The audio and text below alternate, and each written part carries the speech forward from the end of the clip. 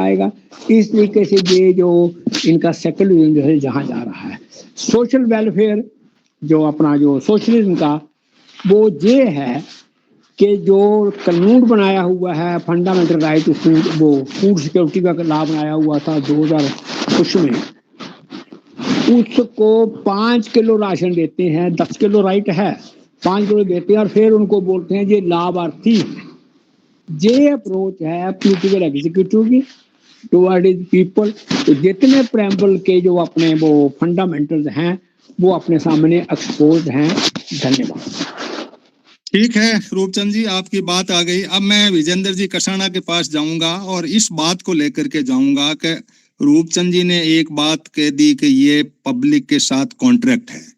मैं इसमें अपनी बात को इस तरीके से जोड़ता हूं कि पब्लिक के कॉन्ट्रैक्ट का प्रश्न यूं नहीं खड़ा होता कि हम भारत के लोग, संविधान तो हम चला रहे हैं, हम भारत के लोग, क्या वाकई उसके अंदर कोई लोकतंत्र की बू है, कोई अस्तित्व है, या कोई एक आका है जिसके साथ हमने कॉन्ट्रैक्ट किया, वो नहीं माने तो हम उनके बदलते रहते हैं, हाथ जोड़ते रहते हैं, या इस तरह का एक ढांचा हमने खड़ा कर लिया है। तो ये बात भी कसाना साहब आप इसको रखेंगे कि ये है क्या, आखिर ये डॉक्यूमेंट की एग्जिस्टेंस क्या है, क्या ये कॉन्ट्रैक्ट है या समझ लो एग्रीमेंट है, an agreement which is enforceable by law के कारण से यदि कॉन्ट्रैक्ट माने तो कॉन्ट्रैक्ट में तो उसका कुछ कारण भी बनता है। हमारे बीच त्यागी जी भी आ गए प्रोफेसर साहब। तो इन सब बातों को सम अप करके और हमारे मुख्य वक्ता जो हैं विजेंद्र जी कसाना साहब जो सुप्रीम कोर्ट के वकील हैं, तो कसाना साहब ओवर टू यू। जी थैंक यू। देखिए मैं अपनी बात शुरू करता हूँ रशियन कॉन्स्टिट्यूशन का जो प्रियम्बल है, जो आपका सवाल है उसमें निहित है, उसको हम देखेंगे तो मैं उसे हिंदी में उसका तर्जुमा करता हूँ। हम रूसी संघ के बहुराष्ट्रीय लोग एक आम भाग्य से बंधे मानव अधिकारों और स्वतंत्रताओं को स्थापित करते हुए नागरिक शांति और सद्भावना को बनाए रखते हुए, ऐतिहासिक रूप से स्थापित राज्य एकता को बनाए रखते हुए, समानता और लोगों के आत्मनिर्णय के सार्वत्रिक रूप से स्वीकृत सिद्धांतों से प्रेरित होकर अपने पूर्वजों की याद में श्रद्धांजलि देते हुए, रूस की संप्रभुता को फिर से स्थापित करते हुए, इसके लोकतांत्रिक मूल्य को मजबूत करते हुए, रूस के कल्याण और समृद्धि को सुनिश्चित करने का प्रयास करते हुए, वर्तमान और भावी पीढ़ियों के सामने अपने पितृभूमि के लिए जिम्मेदारी लेते हुए, खुद को दुनिया के समुदाय का हिस्सा मानते हुए रूसी संघ के संविधान को अपनाते हैं। अब इसमें एक चीज जो बहुत कमाल की है, जो इंडियन प्रियम्बल अपना कॉन्स्टिट्यूशन का है, ये कहीं रूस से ही के प्रियम्बल से ही आसपास है, और उसमें जो हम राष्ट्र के बहुसंख्यक के लोग, यहीं से सारा घोटाला शुरू होता है। उसे ऐसे समझें कि यदि हम हिंदी, हिंदू और हिंदुस्तान की बात करते हैं तो आप सारी भाषाओं को खत्म करिए, सारे धर्मों को खत्म करिए, और जो हिंदुस्तान की बात करते हैं वो हम यहाँ मल्टी नेशन माने हमारी अनेक कौम से मतलब है। नेशन के जो माने हैं वो राष्ट्र नहीं होता जो हिंदी में पढ़ाया जा रहा, नेशन के माने ही कौम है। और रूस ने इसलिए, जैसे रूसी संघ के बहुराष्ट्रीय लोग बहुत स्पष्ट तरीके से, हम भी बहुराष्ट्रीय लोग हैं, हमारे यहाँ अलग-अलग कौम है, और उस कौम के सिद्धांत को खत्म करने के लिए बहुत चालाकी से हम भारत के लोग पे आ गए। एक तो ये पॉइंट है। दूसरा सवाल अब आता है, जैसे रूस में अभी पीछे जो तमाशा हुआ उसके बाद उन्होंने वोटिंग कराया, तो ये भी दूसरा सवाल उठता है, हमने जब ये संविधान बनाया था क्या उसमें हर कौम का नुमाइंदा था? नहीं था। जब नुमाइंदा नहीं था तो एक टेम्परेरी व्यवस्था बना ली गई, ठीक है, लेकिन उसके बाद तो उस पर चर्चा खुल्लम खुल्ला संसद में होनी ही चाहिए हर पॉइंट पे। दूसरा सवाल।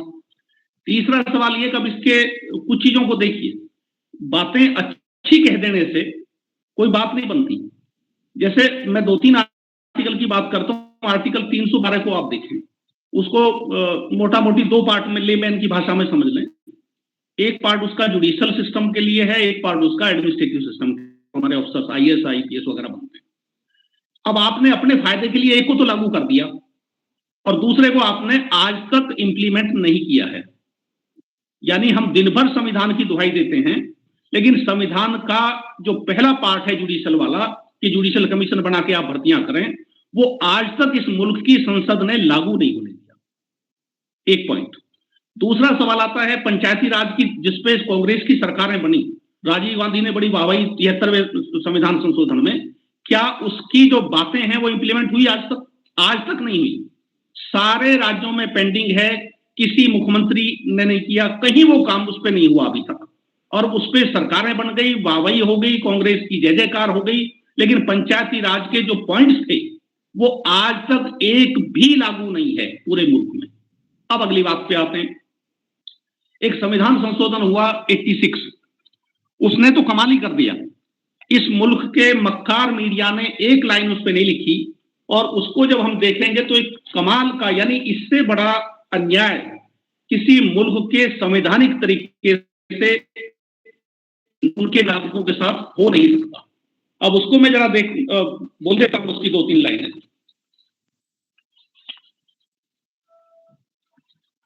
आर्टिकल 45 जो कॉन्स्टिट्यूशन का है उसको मैं बोलता हूं। Article 45 of the constitution has been substituted stating that the state shall endeavour to provide early childhood care and education for all children until they complete the age of 6 years।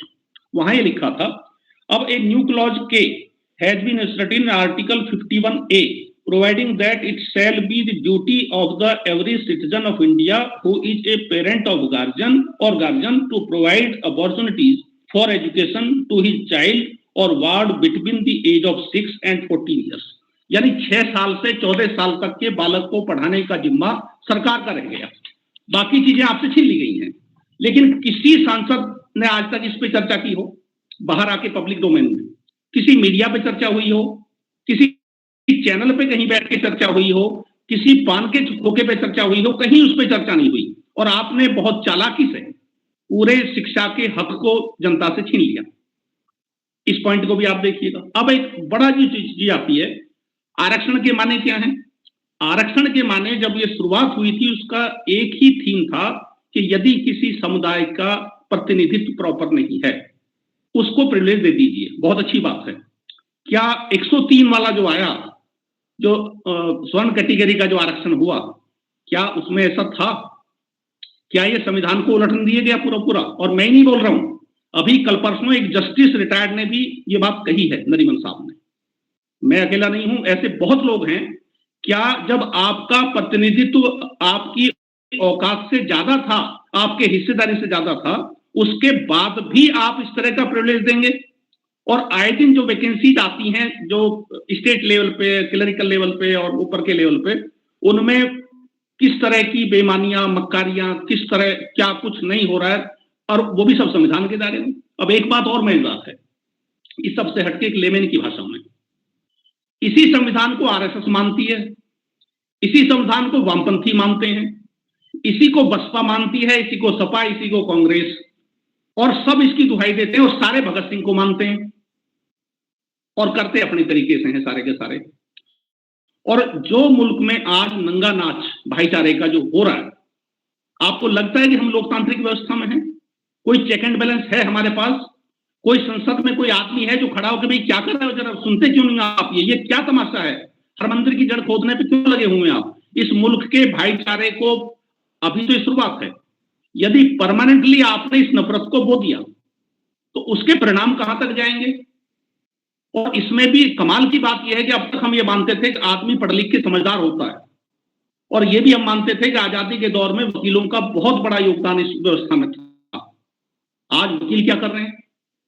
यानी सारे देश की समस्या की जड़, दो समुदाय को हम पढ़ा लिखा मानते हैं, पत्रकार और वकील, दोनों ही बिरादरी अब इस मुल्क में समस्या की जड़ बन गई है। यानी सारा जो कुछ गड़बड़ हो रहा है पूरे देश में, उसमें या तो कहीं वकील जिम्मेदार हैं या कहीं उसमें पत्रकार जिम्मेदार हैं, दोनों की जिम्मेदारी है। और सही लीक पे और उनको जय जयकार मिलती है, यानी उनको वीआईपी ट्रीटमेंट मिलेगा। जैसे अभी एक वो पीछे जेल भी चला गया था एक पत्रकार, तो वो चीफ जस्टिस के प्रोग्राम में बैठा, बहुत सारी चीजें। तो कहने का मतलब ये है कि हम अपने फायदे के लिए संविधान को यूज करते हैं। अब होना क्या चाहिए? होने का यह है कि अब बहुत देर हो गई है, 77-78 साल गुजर गए। अब इस पे मान लिया ये कहें कमेटी बना के कुछ कर दो, कमेटी नहीं, प्रॉपर वे में, जैसे रूस ने किया, वोटिंग कराओ हर पॉइंट पे और हर किसी के अधिकार सुनिश्चित करो। दूसरा, नफरत की व्यवस्था को कैसे आप खत्म करेंगे, इसका बहुत क्लियर तरीके से। अब जैसे इस पे थोड़े से हटके हम चीन की तरफ जाएं, तो चीन के संविधान में सीधा सीधा है कि जो धर्म है वो मानसिक बीमारी है।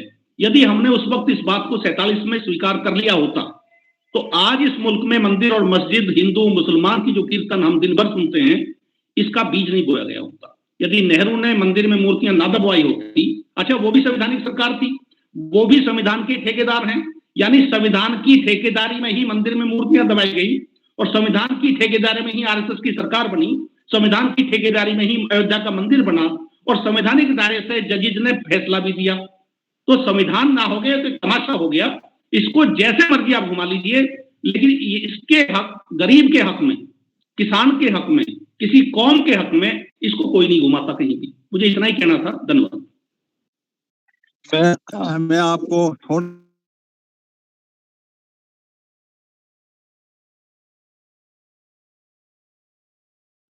तो संवैधानिक जो व्यवस्था कायम की है उसके अंदर आप सुप्रीम कोर्ट के वकील हैं, सीनियर वकील हैं और काफी एनर्जेटिक वकील के अंदर हैं।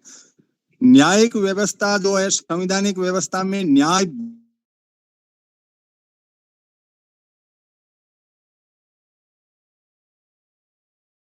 के मामले में आ गई कि आज इस संविधान की रक्षा करने के अंदर लोकतंत्र में बैठे हुए लोग उसकी भीख की दुआई दे रहे हैं। ये लोग जो राजनीतिक लोग हैं जो ये संविधान लिए घूम रहे हैं। न्यायिक व्यवस्था की अड़चन को मैं, बाकी व्यवस्थाओं का तो मैं सोच सकता हूँ, चुनाव आयोग दूसरे सारे कुछ हैं। जब जुडिशियल कमीशन बना था, पास किया था, उसको कॉन्स्टिट्यूशनल वे में बाहर कर दिया गया और कॉलेजियम मेथड से आगे इतने वकील, इतने जज, इतना महंगा न्याय, एकमात्र दूरी लोगों की इस बात पे टिकी हुई है सुप्रीम कोर्ट पर कि क्या लोकतंत्र की कई अस्तित्व के लिए आम जन इस महंगी दायरे में या कोई ऐसी व्यवस्था के अंदर कौन सी ऐसी अड़चन है न्यायिक व्यवस्था में, कोई प्रमोशन रुक रहे हैं इनके, या फैसला लिखने में इनको कलम रोकी जा रही है, या वकील बिके हुए हैं जो एक दूसरे का पूरा पैरवी नहीं कर पा रहे हैं, कोई न्यायिक सिस्टम बाहर नहीं आ पा रहा। इस पे भी आप टिप्पणी रखें। फिर मैं सीबी त्यागी जी हैं, हमारे प्रोफेसर हैं, सीनियर रिटायर्ड हैं, तो उनको मैं लेना चाहूंगा इसी टिप्पणी पे बाद में।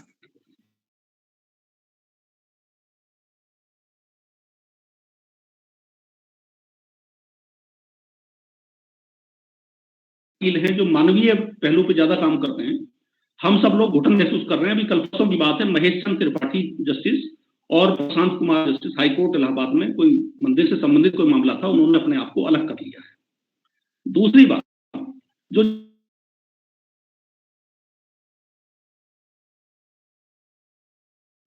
जस्टिस अपने फैसले में ये लिख जाए कि आगे भी कोई मुकदमा आएगा तो उसको उस पर गौर न किया जाए, यानी आप अन्याय भी करेंगे और अन्याय का फैसला भी देंगे। इसी तरह गुजरात के दंगे के फैसले, यानी ये समझ लें कि अब इस मुल्क के जुडिशियल व्यवस्था में घुटन महसूस होने लगी है और वो चीजें नहीं हो रही हैं। इस पे सवाल भी उठने लगे। जैसे अभी सीनियर एडवोकेट, हमारे यहाँ एक बहुत बड़ी पोजीशन होती है सीनियर एडवोकेट की, उस पर भी अभी कल परसों एक साथी ने वीडियो बनाया, त्यागी जी हैं, उसने सीधे सीधे नकारा है कि वो जो चमचागिरी और वो जो उस तरह का है वो सब हो गया। और दूसरा एक चीज और देखिएगा, क्या प्रतिभा एक ही कम्युनिटी में इस मुल्क में है? जो जजेज ऊपर जाके सब चले जाते हैं, जैसे डिस्ट्रिक्ट कोर्ट से आप देखें तो हर कम्युनिटी का प्रतिनिधित्व वहां पे है। ऊपर जाते जाते जाते जाते जाते एक दो कम्युनिटी का प्रतिनिधित्व रह जाएगा और उसके लिए कोई तरीका नहीं है आज तक। और ये भी सबको पता है कि सीधे सीधे कॉलेजियम से बातें जजेज में नहीं है और कॉलेजियम में कुछ ही परिवारों की तरफ सारी सुई घूम गई है, कुछ ही के आसपास, तो उसमें भी खोट है।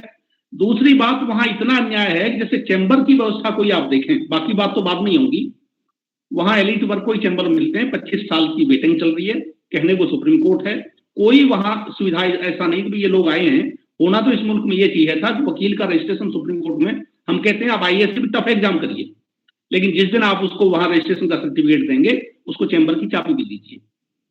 25 साल का वेटिंग है, उधर भी व्यवस्था गड़बड़ है। दूसरा जो है, जो धार्मिक मुद्दे पे जो जजमेंट आ रहे हैं पीछे से, रिजर्वेशन मुद्दे पे और धार्मिक मुद्दे पे, उनमें यदि कोई रिव्यू कमेटी इस देश के अच्छे नागरिकों की बन जाए तो हर किसी में खामी निकलेगी। यानी यहां तक नहीं पकड़ पा रहे हैं, जैसे आरक्षण का ही मुद्दा थोड़ी देर के लिए ले लें। यदि इसको जब सारे 100% आरक्षण हो ही गया है थोड़ी देर के लिए, फिर इसकी सेंसस करा के और सारी कम्युनिटीज को समानुपातिक हिस्सेदारी परमानेंट बांट के और सभी के ऊपर क्रिमिनल लगाकर इस बात को खत्म क्यों नहीं कर देते? आए साल 50 से 100 मुकदमे आरक्षण के आते हैं, कोर्ट का वक्त खराब होता है, आए दिन तमाशा होता है, और कैसे कैसे तमाशे होते हैं। महाराष्ट्र का एक आदमी राजस्थान में एससी कम्युनिटी का आ गया, तो इस पे कई घंटे डिबेट चली कि उसको एससी का दर्जा मिलेगा कि नहीं मिलेगा। यानी इससे बड़ा अन्याय और क्या होगा? क्या महाराष्ट्र से चल के वो आदमी एससी नहीं रहा? ये जो चीजें हैं।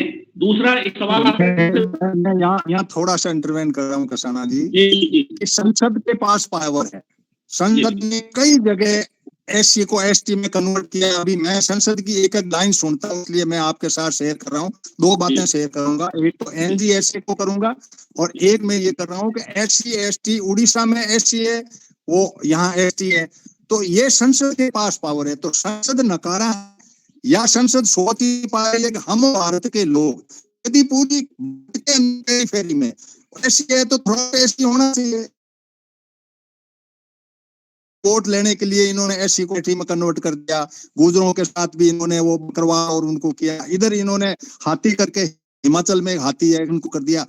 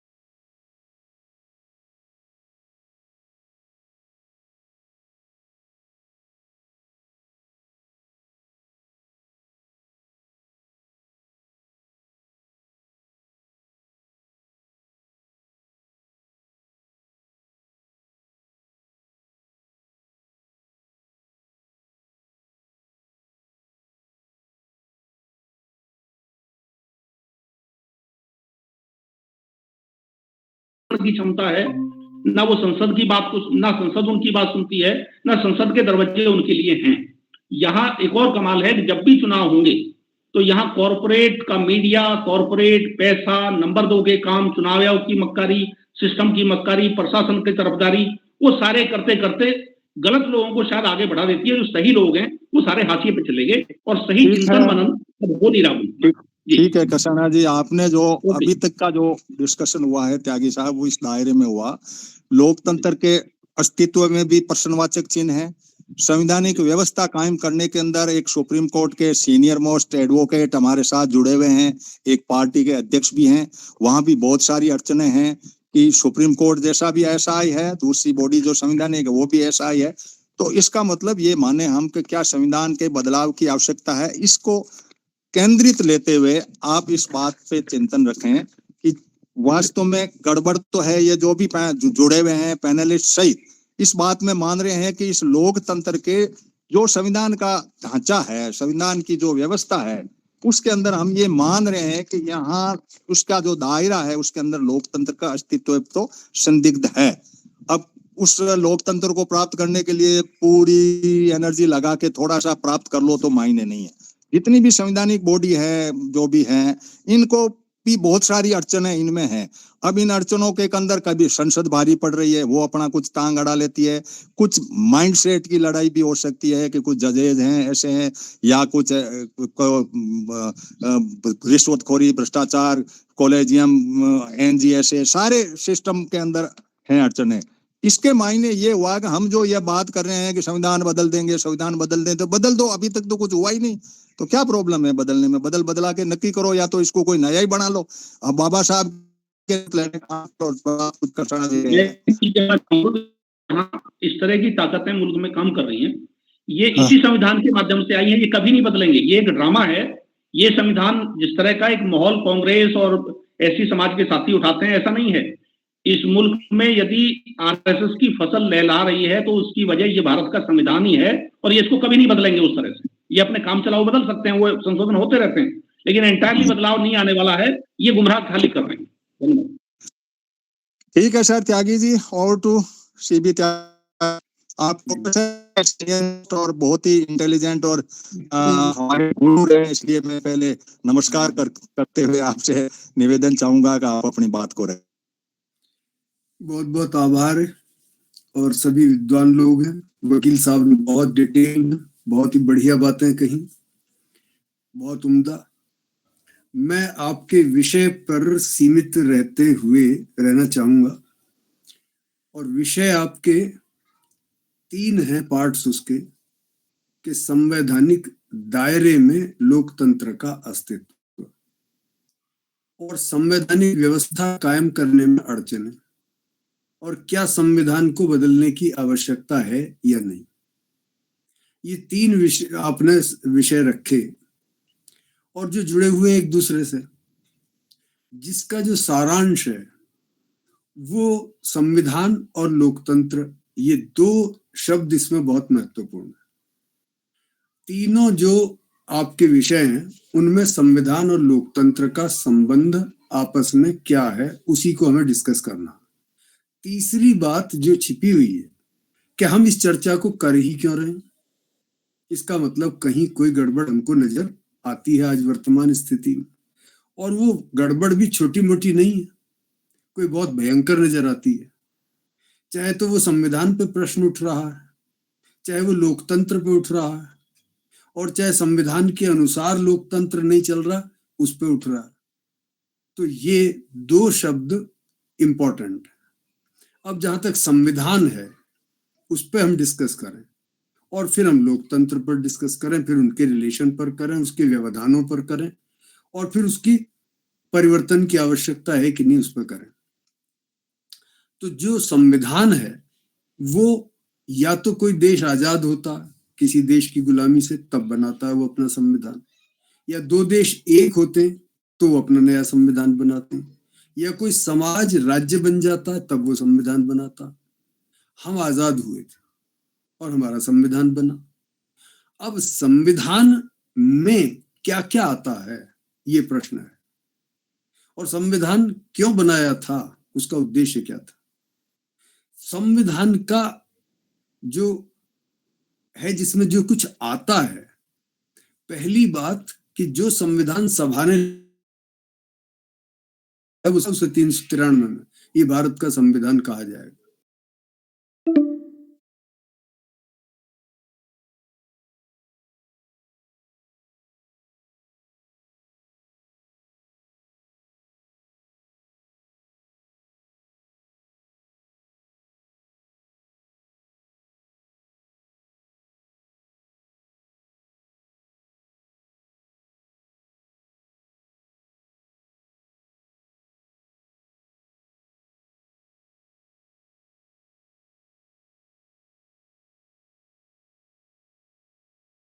संविधान के दायरे की तो लिखित की ही नहीं करनी, उस अलिखित की भी करनी जो संविधान में शामिल हो गया।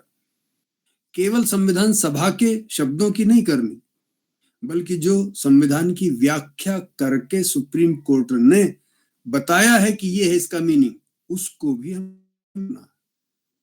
तो ये संविधान की स्थिति है। अब लोकतंत्र क्या है भाई? लोकतंत्र एक तो वो लोक ये है और परलोक वो है, वो वाली बात इसमें नहीं है। एक ये लोकतंत्र अर्थात जो लोक कह रहा है उसके अनुसार चलिए, इतना सा भी नहीं है।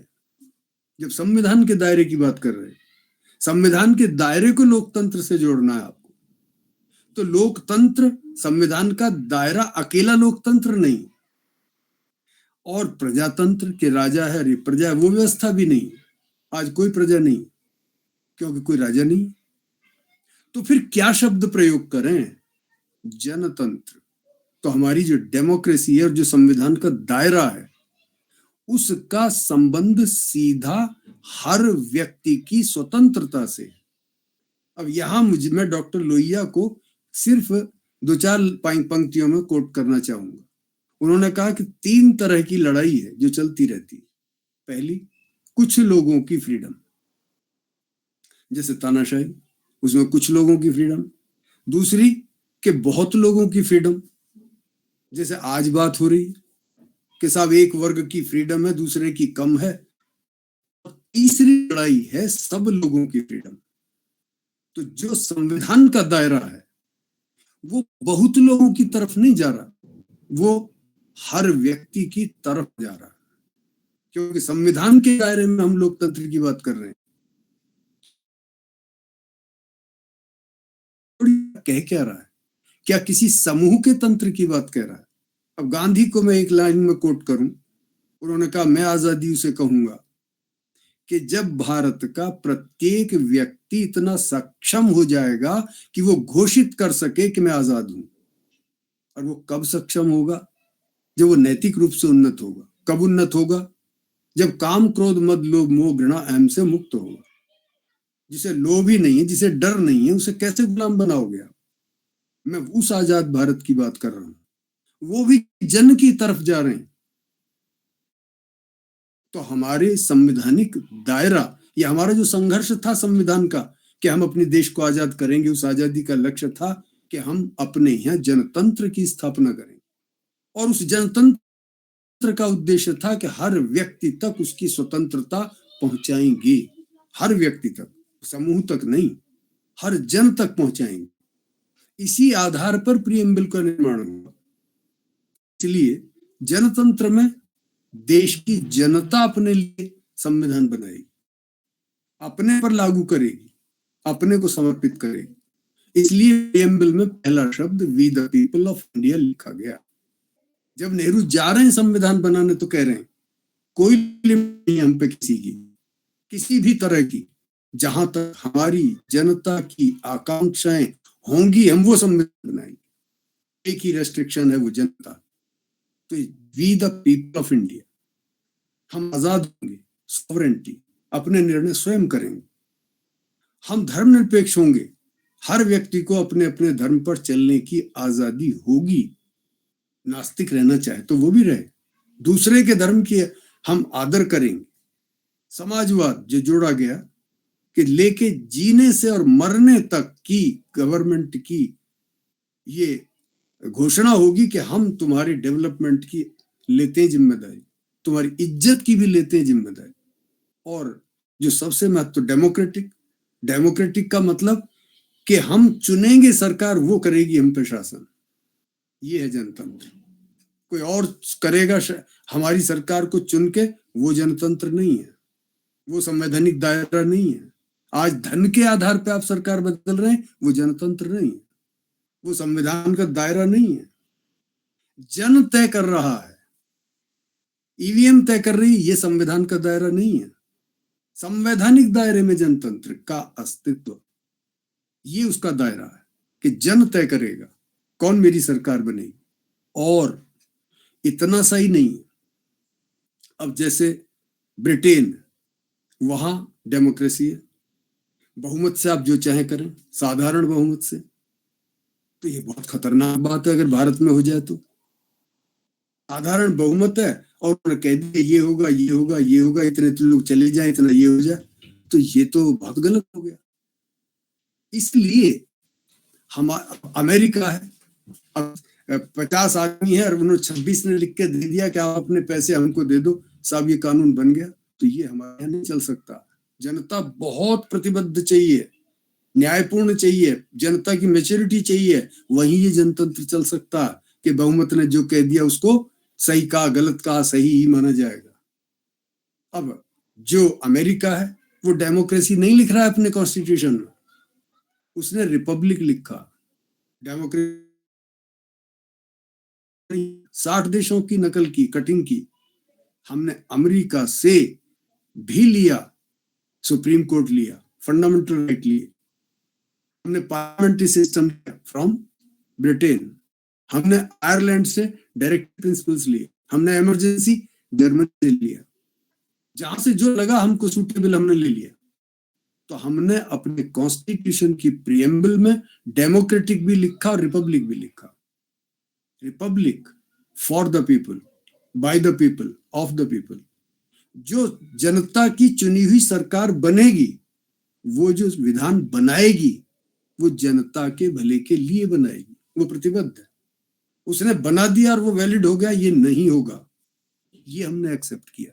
हमने डेमोक्रेटिक भी एक्सेप्ट किया, रिपब्लिक भी एक्सेप्ट किया। सिर्फ उस समय जो लोग थे उनकी ही रक्षा नहीं, फ्यूचर की जो जनरेशन आएगी उनके लिए भी कानून एक्सेप्ट किया कि सही बनाना पड़ेगा। आज पर्यावरण प्रदूषित हो जाए और बच्चे कह दें कि हम तुम्हारे देश में जिंदा पैदा नहीं हो सकते, उनके लिए भी आप कोर्ट में रिट कर सकते हैं, क्योंकि प्रीएम्बल कह रही है to secure to all its citizens, और उस सिटीजन्स में फ्यूचर के सिटीजन्स भी शामिल हैं। हर तरह का न्याय, सामाजिक, आर्थिक, राजनीतिक, हर तरह का न्याय की बात हो रही, एक तरह की नहीं हो रही। अभी आपके आरक्षण की बात हो रही थी। बस एक लाइन कह के आगे निकलता हूं।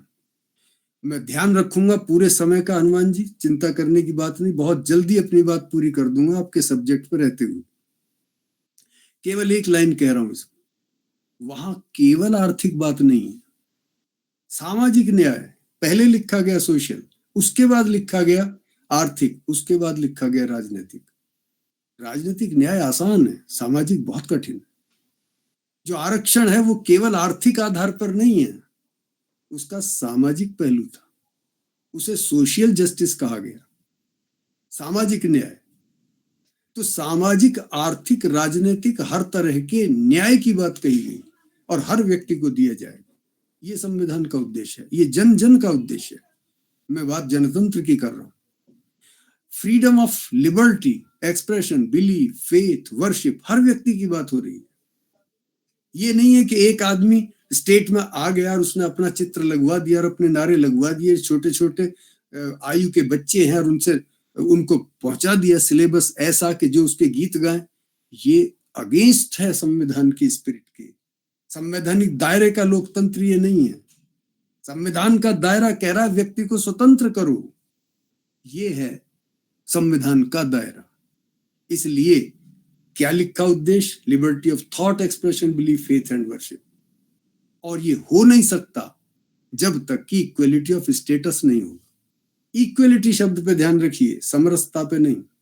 आज जो लड़ाई समाज में चल रही है वो समता और समरसता के बीच की है। हम समरसता बड़ी अच्छी मानते हैं, कहीं संविधान में समरसता नहीं है, समता है।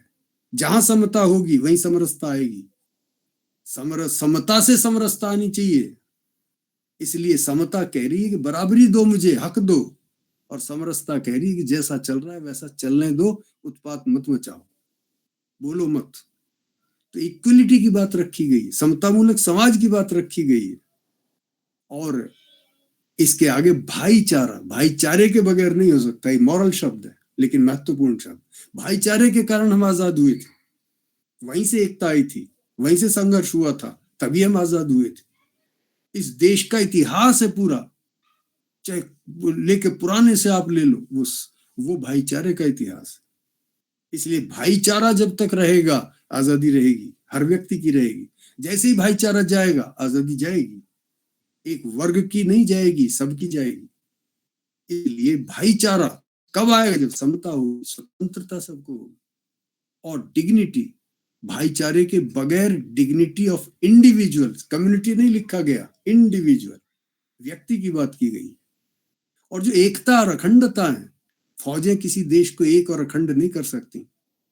जहां पर ये भाईचारा है, जहां मानव गरिमा सबको है, जहां फ्रीडम सबको है, जहां इक्वलिटी है, वहां पर भाईचारा होगा ही।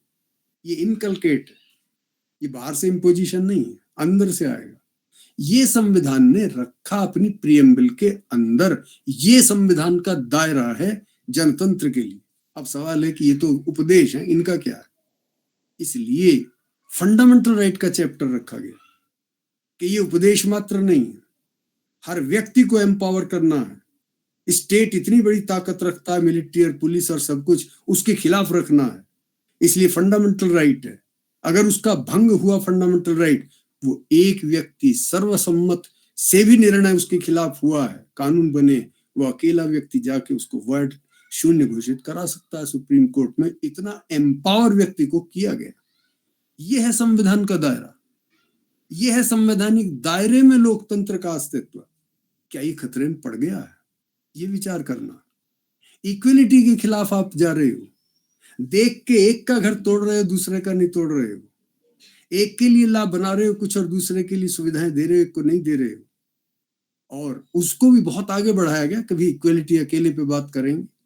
इसी तरह से 17 या 19 फ्रीडम कि सारी संसद पास कर रही है कानून, मैं अकेला उसके खिलाफ। अभिव्यक्ति की फ्रीडम है मुझे। मैं स्टेट से कहता हूं, आपके स्टेट के कानून जो पूर्ण रूप से बहुमत से नहीं सर्वसम्मत से बनाए गए, मैं उसका विरोध करना चाहता हूं। मुझे सुरक्षा दी जाए, मुझे सुविधा दी जाए। ये गारंटी करता है स्टेट, ये आपका संविधान, कि हम उसको सुरक्षा देंगे, सुविधा देंगे। ये है संवैधानिक दायरे में लोकतंत्र, जनतंत्र। क्या ये आज है? ये सोचना पड़ेगा हमें। तो सिविल लिबर्टीज दी गई सारी की सारी, घूमने की, संघ बनाने की, संगठन बनाने की। जीवन का अधिकार दिया गया सबसे। जीवन है तो सब कुछ है, वरना तो है ही कुछ नहीं। तो जीवन के अधिकार को कैसे छीनोगे? कि by procedure established by law. लेकिन वहां भी कोर्ट ने कह दिया, नो, अकेला पर्याप्त नहीं है प्रोसीजर एस्टेब्लिश्ड बाय लॉ। तुम तो किसी का ही छीन लोगे संसद में कानून बना के। जैसा अभी हनुमान जी कह रहे थे कि संसद तो कुछ भी बना देती है, उन्होंने कह दिया नो, वो लॉ जो किसी की फ्रीडम छीन रहा है, जीवन छीन रहा है, वो रीजनेबल, फेयर और जस्ट होना चाहिए। अगर नहीं है रीजनेबल, अगर नहीं है फेयर, अगर नहीं है जस्ट, बनाया है सर्वसम्मति से, वो इनवैलिड होगा। कोर्ट उसका रिव्यू करेगी। ये है संविधान का दायरा। यहां पहुंचा है संविधान। और ना हम कोई एक्सप्लॉयटेशन करता तो, कोई हमारा धर्म है छीनता है तो, धर्म से भी फ्रीडम चाहिए हमें, धर्म की भी फ्रीडम चाहिए। बाल विवाह हो रहे, देवदासी प्रथा थी, सती प्रथा थी, धर्म के नाम पर थी, कानून बनाई, वैलिड है, रोकिए उसे। लेकिन जो मेरी आस्था है, अगर उसको कोई तंग कर रहा है तो उसके खिलाफ भी मैं जा सकता हूं, कानून को शून्य करा सकता हूं, जिसका किसी से कोई ताल्लुक नहीं, मेरी अपनी आस्था से सवाल है। कोई माइनॉरिटी है, हर जगह माइनॉरिटी को खतरा होता है, उसकी पहचान को खतरा होता है। और इसलिए सिर्फ 2 आर्टिकल माइनॉरिटी के नाम पर दिए गए, 29 और 30। और क्या कहा गया? 29 सबको है, ध्यान रखें ये क्योंकि आप बहुत मूर्धन्य लोग हैं समाज के। बहुत ही शीर्षस्थ लोग हैं। ये अक्सर टीवी पर कहा जाता है और पर कहा जाता है बहुत बड़े बड़े लोगों के, और ये सुनियोजित तौर पे कि 29 एक विशेष कम्युनिटी को तो अपनी संस्था बनाने का हक देता है, शिक्षण संस्था, और अपने धर्म की शिक्षा दे सकती है वो संस्कृति की, लेकिन एक मेजोरिटी कम्युनिटी को नहीं दिया जाता, जो टोटली रॉन्ग है। मैंने कई बार लिखा है कि भाई आप गलत कह रहे हो। आर्टिकल 29 सबका है, सबका मीन्स सबका, जो भारत में रहते हैं, भारत का समुदाय, भारत के नागरिक हैं, अपनी भाषा लिपि कल्चर के लिए वो संस्था बना सकते हैं, चाहे वो मेजोरिटी के हैं चाहे वो माइनॉरिटी के हैं, और हैं संस्थाएं, लेकिन फिर भी वो लिखते हैं ताकि घृणा फैलाई जा सके। लोगों को क्या पता इसका, वो इन गोष्ठियों से ही पता लगेगा। आर्टिकल 30 दिया गया कि अपनी रुचि की संस्था बना सकते हो और उसको चला सकते हो, ये अधिकार दिया गया, शिक्षण संस्थाओं को दिया गया। इसका भी विरोध होता, वे क्यों होता? वो संस्थाएं बना रहे हैं, अपने पैसे से बना रहे हैं, आपको पढ़ा रहे हैं, और आपकी सीट वहां सुरक्षित है 50%, तो आपको क्या नुकसान हो रहा है उससे? किसी भी तरह का नहीं हो। लेकिन उनको हक दिया गया कि उनके हक, माइनॉरिटी अपनी संस्था बना सकते हैं, अपने बच्चों को भी पढ़ा सकते हैं, औरों को भी पढ़ाना पड़ेगा। और अगर कोई इन अधिकारों को छीन रहा तो आर्टिकल 32 और 226 में एक व्यक्ति भी साधारण सा कोर्ट में जा सकता है। ये हमने संविधान के दायरे में जो जनतंत्र है वो ये है, जन को वहां पर पूर्ण रूप से स्वतंत्र किया गया। अब देखिए डायरेक्टिव प्रिंसिपल में थोड़ी सी बात और करनी है हनुमान जी, बहुत जरा सी। डायरेक्टिव प्रिंसिपल में लिखा गया कि दे आर नॉट एनफोर्सेबल, वो एनफोर्स नहीं होंगे, वो ड्यूटी ऑफ द स्टेट है, ये नागरिक का अधिकार नहीं है, चाहे तो स्टेट दे चाहे तो न दे।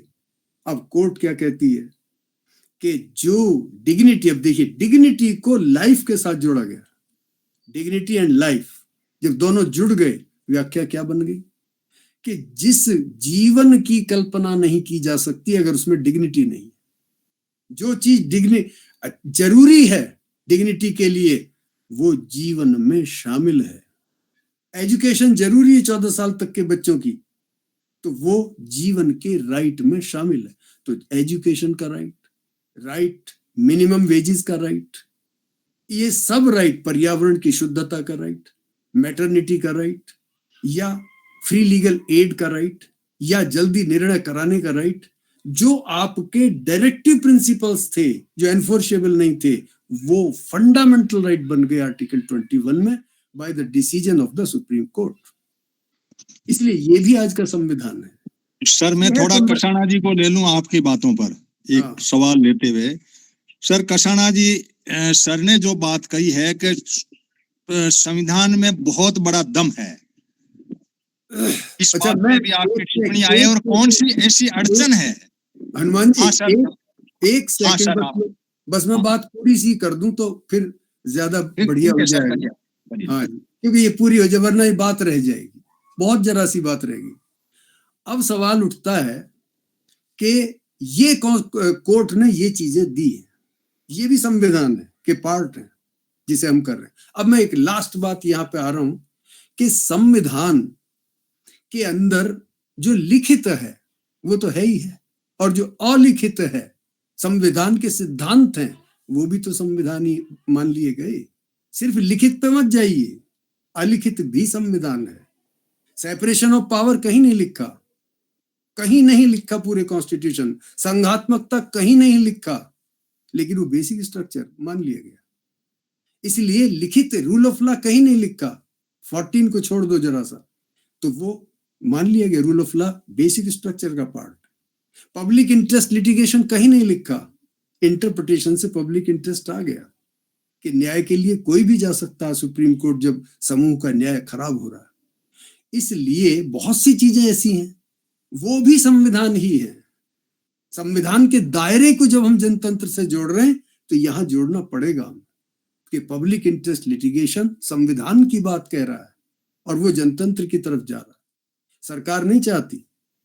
इसी सरकार ने पहली मीटिंग में कहा था कि आप पब्लिक इंटरेस्ट मत सुना करो, ये 5 सितारा होटल में बैठ करके और तब आकर के यहाँ दायर करते हैं। ये पब्लिक इंटरेस्ट से ही आई थी सरकार और यही मना कर रही थी, कोई सरकार नहीं चाहती। तो ये संविधान की बात हुई। अब सवाल है कि व्यवधान क्या है, इसमें अड़चने क्या है। अड़चने जैसा आप आज देख रहे हो कि महाराष्ट्र के चुनाव हुए, अब शंका की दृष्टि से देखा जा रहा है। 76 लाख वोट, बस एक एक लाइन कह रहा हूं, 76 लाख वोट 6 बजे के बाद पड़ गई, 76 लाख। और 5 महीने में 47 लाख वोट बढ़ गई। जो 5 साल में 50 लाख बढ़ी थी, वो 5 महीने में 47 लाख बढ़ गई। चुनाव आयोग किसी तरह का भी उस पर, अब बहुत सारे लोग हैं जो विश्वास नहीं कर रहे। क्या है संविधान? राइट टू नो और पारदर्शिता। पारदर्शिता अगर नहीं है, आर्टिकल 19 कह रहा है, संविधान कोर्ट का डिसीजन कह रहा है कि पारदर्शिता के बगैर डेमोक्रेसी नहीं हो सकती। राइट टू हैव नॉलेज के बगैर नहीं हो सकती। राइट टू इंफॉर्मेशन का हाल बेकार हो गया। हाई कोर्ट, सुप्रीम कोर्ट का वकील साहब ने बता दिया, आपको मैं बताने की आवश्यकता नहीं है। बेसिक स्ट्रक्चर आ गया। अगर ना होता बेसिक स्ट्रक्चर तो क्या हाल होती इस देश की। और आज है बेसिक स्ट्रक्चर, फिर भी क्या हाल है इस देश का। तो आज जो संवैधानिक बॉडीज है, वैधानिक बॉडीज है, चाहे वो हाई कोर्ट है, चाहे सुप्रीम कोर्ट है, चाहे इलेक्शन कमीशन है, चाहे सीबीआई है, चाहे ईडी है, जो भी है, उन सब की हालत खराब हो गई। चाहे लोभ के कारण हुई है, चाहे डर के कारण हुई है, चाहे वो मीडिया है। तो ये सब व्यवधान, रुकावटें पैदा हो गई। इतना सुंदर संविधान होने के बाद जो बातें मैंने बताई, जो वकील साहब ने बताई, वो एक संशोधन है। हर संविधान में संशोधन की आवश्यकताएं होती हैं, हर समाज में होती हैं। संविधान ने इसीलिए 368 रखा है। मुझे जो भी पीढ़ी चाहे वो बदले अपने आवश्यकताओं के अनुसार। उसने मना नहीं किया कि मुझे मत बदलना, मुझे बदलना, क्योंकि मुझे जनता तक पहुंचना है। जो जिस समय के हिसाब से बदलाव आवश्यक है करना, ये तो संविधान कह रहा है, उसकी आत्मा कह रही है, मना कब कर रही। तो बिना संविधान को बदले हुए ही, और हमने मशीनरी को बदल दिया। संविधान ने एक कर्मचारी जो है उसको कह दिया तू हटाया नहीं जाएगा। चुनाव आयोग को कह दिया बन जाओ, हटोगे नहीं। जज को कह दिया हटोगे नहीं, 2/3 से हटोगे। कोई कर्मचारी साधारण भी है, उसको इस प्रोसीजर से 311(2) के हटाया जाएगा, उसे आरोप बताए जाएंगे, उसे यूं ही नहीं हटाया जाएगा। सुरक्षा दी है, उसकी पूरी गारंटी। इसके बावजूद गवर्नमेंट ने उस पर कंट्रोल कर लिया है। और अगर कर लिया है तो वो ही तो मशीनरी है। तो संविधान क्या करेगा? कैसा ही बढ़िया संविधान ले आओ, जब इस तरह की स्थिति है। अब सवाल लास्ट आता है, तो इसलिए सवाल पैदा हुआ था जो आपने ये डिस्कशन कराया, बहुत बढ़िया कराया। और उसका यही प्रबंध है जो आप ये कर रहे हैं, इसी से। तो मैं कह रहा था संविधान का संशोधन कहाँ से करोगे? जनता से करोगे ना। और जनता को चेंज करने की पूरी भरसक प्रयास, जैसा अभी वकील साहब ने बताया कि जो जहर फैलाया गया, ये किया गया, वो किया गया। और पढ़े लिखों में भी, जजों में भी, वकीलों में भी। आप पत्रकार और वकील को कह रहे हैं, और वो स्थिति, हालांकि सब नहीं होते, आज भी बहुत सारे लोग हैं, लेकिन तो जनता ही तो संशोधन करवाएगी। वो 2/3 से होगा, वही तो नुमाइंदे चुनेगी। और नुमाइंदगी की आप देख रहे, वही तो चुनाव आयोग कराएगा। तो फिर कहां से आएगा? इसलिए सबसे बड़ा समाधान इसका क्या है कि जनता को ही प्रबुद्ध करना पड़ेगा। और वरना जो ईवीएम का खेल खेल रहा, जो चुनाव आयोग की स्थिति हो गई, जो कोर्ट की स्थिति हो गई, जो मीडिया की स्थिति हो गई, वहां से तो क्या लगता है कि संविधान के दायरे में जो लोकतंत्र है वो अंतिम यात्रा अपनी तय कर रहा है। और उसलिए संविधान संशोधन से भी हम कोई उम्मीद इसलिए नहीं कर सकते। संविधान संशोधन तो पब्लिक ही करेगी ना, वही तो नुमाइंदे चुनेगी। और वही जब ठीक नहीं बैठी है, उसकी मशीनरी ठीक नहीं बैठी है, चुनाव आयोग, तो क्या करेंगे? अब उसके लिए सवाल है कि इसका मतलब खतरा कुछ हो ही नहीं सकता।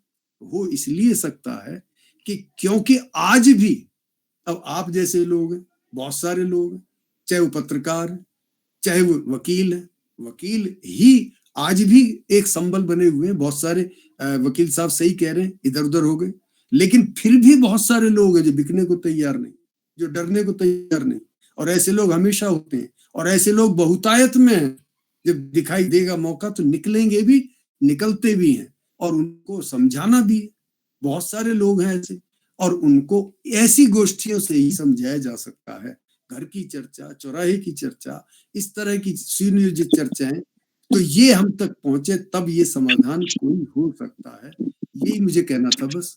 मेरी बात ठीक है। धन्यवाद। मैं कषाणा जी आपके सामने जो सवाल खड़ा कर रहा हूँ वो सर ने जैसी पूरा विश्लेषण किया कि संविधान में बहुत कुछ दम है, संविधान जो लागू करने वाले लोग या बीच में जो भी है जिनको कह सकते हैं उनके कारण से गड़बड़ है, इसलिए बदलाव वाला तीसरा पॉइंट लगभग शून्य है। बदलने का मतलब ये तो होता ही है, संशोधन होना अलग चीज है, बदलना एक अलग चीज है, तो बदलने की तो कोई गुंजाइश नहीं बनती। एक मेरा निजी टाइप का सवाल ये है कि संविधान में बहुत बड़ा फाइनेंस का बहुत बड़ा कंसेप्ट नहीं है। एक मामूली बजट का दे दिया कि बजट होगा और वो होगा। यहाँ सरकारों ने फाइनेंस के इस गोरख धंधे को, जो गवर्नमेंट है, एग्जीक्यूटिव बॉडी है, वो अपना कैबिनेट की मीटिंग करके और कितने ही प्रोजेक्ट पास कर दे, कितने ही पीपीपी ले आए, कितने ही जमीन ले ले, कपड़ा कुछ ले ले, तो उससे क्या है कि संविधान की जो मूल भावना है, जहां पे सामाजिकता की बात आती है, जमीन की बात आती है, रिसोर्स की बात आती है, कई ऐसी बातें आती है जिसके अंदर संविधान के अंदर इतनी बातें मैंने भी सर के सौजन्य से गुरु है मेरे, मैंने जब LLB की तो मैं इसी के चिंतन की बात करता था, तो संविधान की सारी जो ढांचा है उस ढांचे के अंदर पैसे की अंदर बांट का कोई बहुत ज्यादा कुछ नहीं है, और वो एक कारण बन गया। धर्म वाला ठीक है कि एक बात हो गई, लोगों को एक बरगलाने के लिए बात हो गई, लेकिन पैसा इस धरती का बहुत बड़ा पार्ट हो गया, और संविधान उसके अंदर किसी प्रकार की इस तरह से वो बड़े लफ्जों में तो कह रहा है, इक्वलिटी कह रहा है, इक्विटी कह रहा है, समरसता, सारी बातें कह रहा है, लेकिन वहां क्लियर कट डायरेक्शन नहीं है कि भैया तुम इतना नहीं करोगे, और ये अपनी मर्जी से कर रहे हैं। चाहे जितना बजट बना दो, चाहे जितना लोन ले लो, 205 करोड़ का लोन पहले ही था और कुछ बढ़ लो। इससे क्या है कि धन संग्रहित होता है और धन के कारण से वोट डिफर हो रहे हैं। ये सारी व्यवस्था के मायने में संविधान यदि अच्छा है तो बदलने की मेरी कवायद ये है कि बदलने के अंदर हमें इस बात को कहीं डालना पड़ेगा कि जैसे ये चंदा ले रहे थे और वो रूलिंग आई कि भाई इलेक्ट्रल बॉन्ड का जो मामला आया, या और भी कोई कारण है इस पार्टियों के इस गोरख धंधे के मामले में, इसके अंदर बहुत ज्यादा पार्टी शब्द भी जैसे संविधान में नहीं है। ये सारी कुछ व्यवस्थाएं इस तरह से टिपिकल हो गई। इसके बीच में रूपचंद जी ने आप एक या दो लाइन में अपनी बात करो, फिर कषाणा जी से टिप्पणी लेते हैं। और कई साथी मेरे जुड़ चुके हैं, बेलाराम जी जुड़े हुए हैं, सुहालाल जी जुड़े हुए हैं मिजोरम से, उनसे भी मैं बात लूंगा 2 मिनट में, 1 मिनट में आप दो बातें। फाइनेंस के कंसेप्ट पे विजेंद्र जी तब तक आप सोचें कि इस संविधान में क्या ऐसा है कि ये लूट के पूरे देश को अपनी मुट्ठी में लेके पैसों के बल पे सरकारें बन रही है। रूपचंद एक तो हमारे साथ त्यागी जी हैं, प्रोफेसर साहब, दूसरी तरफ हैं प्रैक्टिसिंग लॉयर। तो मेरे 2 प्रश्न हैं जो मैं समाधान चाहता हूं कि 47 से पहले हमें जो वो मिला, हमें इनहर्ट से मिला, वो मिला है कि रिलीजन और पॉलिटिक्स का फ्यूजन हो गया था, अंग्रेजों ने कर दिया। जैसे 1909 वाला Muslim voter list, Hindu voter list, और 31 में आ गया schedule caste voter list, Muslim list, Hindu voter list, और सरदारों की वोटर लिस्ट और क्रिश्चियन वोटर लिस्ट। इस तरीके से उन्होंने कम्युनिटी वाइज रिलीजन को और पार्टीज को एक बिल्डिंग कर दी। और अब 2014 के बाद जो मुझे नजर आता है कि स्टेट ऑपरेटर जो था, जो हमने वेस्टर्न लिबरल मॉडल से उठाया हुआ था, उसमें पार्टी जो है वो बिल्डिंग हो गई है। पार्टी थाट समझो या पार्टी स्ट्रक्चर समझो, ये दोनों चीज जो बिल्डिंग हो गई हैं, ये 2 प्रॉब्लम खड़ी हुई। पहले एक प्रॉब्लम थी कि जो हमें इनहर्टेड से मिला था, वो है रिलीजन और पॉलिटिक्स की बिल्डिंग, और अब हमें पास है स्टेट और पार्टी की बिल्डिंग हो गई है। इन 2 के बारे में समाधान बता दीजिए। धन्यवाद। हाँ, चलो कषाणा साहब, मैंने अपनी टिप्पणी रखी और भी आपके सामने आया, सर ने जो बात रखी इसको आप एक कमेंट्री फॉर्म में 5-7 मिनट में अपनी बात को रखो कि यहाँ हम पहुंचे हैं, यहाँ गड़बड़ है। मैंने फाइनेंस का मुद्दा लॉन्च किया है संविधान के दायरे में, ऐसा है नहीं कि मोटा मोटा बीइंग ए ह्यूमैनिटी, मानवता, डिग्निटी शब्द है, लेकिन इन्होंने जो ये रचना रची, इस रचना से पूरा संविधान का पूरा ढांचा एक तरफ हो लिया और पैसे की दुनिया चल पड़ी जो कॉर्पोरेट ने रही, और कॉर्पोरेट की मुट्ठी में आ गया संविधान और ये व्यवस्था। ऐसा मेरा सोचना है। कसाना साहब, हाँ माइक खोलिए सर, माइक खोलिए, आपका माइक बंद है कसाना साहब, आपका ऑडियो।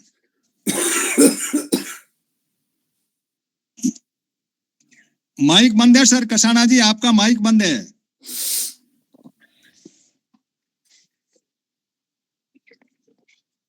सर आप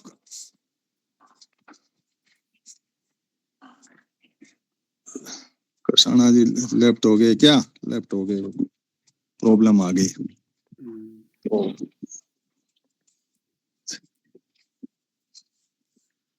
चलो कसाना जी निकल चुके हैं, तो मैं तब तक त्यागी जी आप अपनी 1 मिनट में टिप्पणी दें कि क्या संविधान में ये बात आनी चाहिए थी कि ये धन का जो गोरख धंधा चलेगा इसको कैसे कंट्रोल का। बॉडी तो बनी हुई है, संवैधानिक बॉडियां तो बहुत है, वो बड़ी लीकेज में हो रही है, लेकिन संसद के पास में इतना पावर कि दुनिया का खून पसीने का पैसा इधर उधर कर लो और सारा कुछ हो रहा है, उससे बड़े प्रॉब्लम खड़ी हो रही है। इसकी बात करो जब तक कसाना जी आते हैं।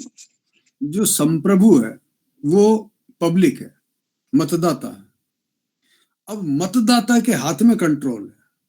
अब संविधान क्या कह रहा है कि अगर कोई सरकार नीतियां बना रही है और उन नीतियों से किसी का फंडामेंटल राइट भंग हो रहा है तो वो कोर्ट में जाके उसे इनवैलिड करा सकता। अगर कोई कानून बन चुका है संसद के द्वारा और उसके विरुद्ध जा रही है वो नीतियां तो भी जा सकता। अन्यथा नीति बनाने का जहां सवाल है वो सरकार के पास है, पब्लिक ने उसको। चलो ठीक है सर, आपने अपनी टिप्पणी दे दी। सही है कि सरकार नीति बनाएगी और जो धन है उसको किसी भी नीति में लगा सकेगी बिना जन भावना को कदर किए हुए। कसाना साहब आप माइक बनता आपका, खोल के बताइए कि नीतियां बनाने का पावर सरने का सरकार के पास में है। कैबिनेट की बैठक बैठाओ, चाहे जो योजना घोषित कर दो, चाहे जिस तरह से कर लो, संविधान से परे की कहानी खड़ी कर दी इन्होंने। तो कसाना जी आप माइक खोलें अपना और अपनी बात को रखें।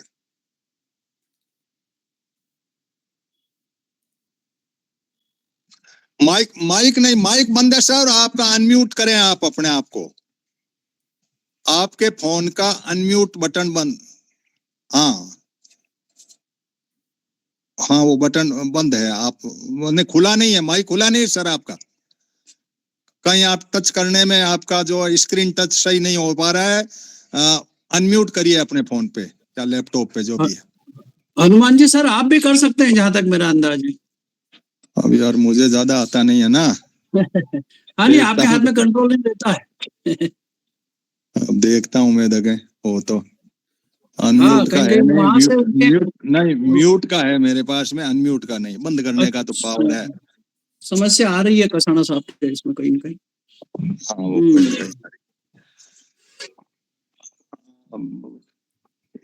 कसाना साहब आप देखिए अपने आप को, अनम्यूट नहीं हो पा रहे हैं आप। अभी शायद हो गया, अभी हो गया जी। हाँ अब हुआ सर जी जी जी। अभी प्रोफेसर साहब की बात से मैं सहमत हूँ, लेकिन दो चीजें इसमें देखेंगे। जैसे जस्टिस बेग ने 79 में एक जजमेंट दिया था कि सेकुलर की बात रखी थी, और अब हम सेकुलर को प्रियम्बल में ला रहे हैं। तो जब ये नहीं था प्रियम्बल में तब भी सेकुलर की बात हमारे जस्टिस किया करते थे, एक बात। दूसरा जो बड़ा सवाल है, जैसे व्यवस्था जनता को जैसा बनाएगी जनता ऐसा ही बनेगी, दोनों तरफ ये बात आती है। जैसे चौमस्की बोलता है यदि आप मीडिया को कंट्रोल कर लें तो फिर जैसा जनता के मन में आप डालेंगे ऐसा हो जाएगा। एक तो इस पे काम हुआ है। दूसरी बात, इसमें जो चुनाव हुए हैं, करुण श्रीवास्तव जी हमारे एक दोस्त हैं, वो जनता दल में 30 साल रहे और उस अपना जो नॉन कांग्रेस नॉन बीजेपी जो व्यवस्था है उसमें वो बड़े लंबे टाइम उन्होंने काम किया। उनकी एक रिसर्च ये कहती है कि भारत के संसद के चुनाव